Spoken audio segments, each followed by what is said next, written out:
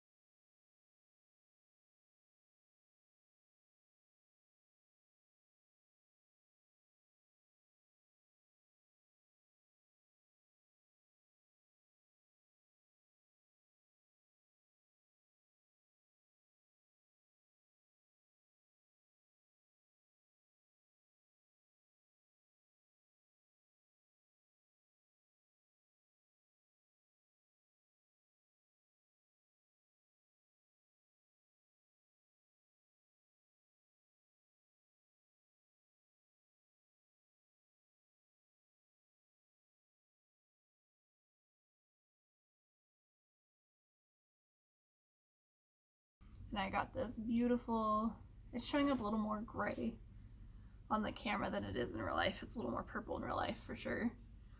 But this variated, it's like dusty purple and kind of like slightly bluer tones coming through where the purple didn't necessarily hit all at the same rate. I think it's definitely coming through more on camera than in real life. It's not like there's definitely some variation to it, but I think it looks more severe, I guess you could say, on camera. But I think it's gonna work up really pretty. I'm really excited to see how this one looks. This was another color that I won't say I got right on the first try, but after I did the initial dye, I didn't over dye it. I was really pleased with how it came out after it dried. Sorry, I have all these little hairs on my face. And because of that, I just let it do its thing.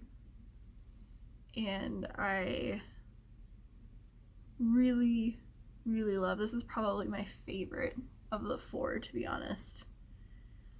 I remembered when I had dyed with the purple Kool-Aid last year that it was already a pretty like muted purple. It wasn't a very vibrant purple, and I figured that would be the perfect base for my winter hue. And then I did punch it up with some purple food coloring, and then I also added some blue just to keep it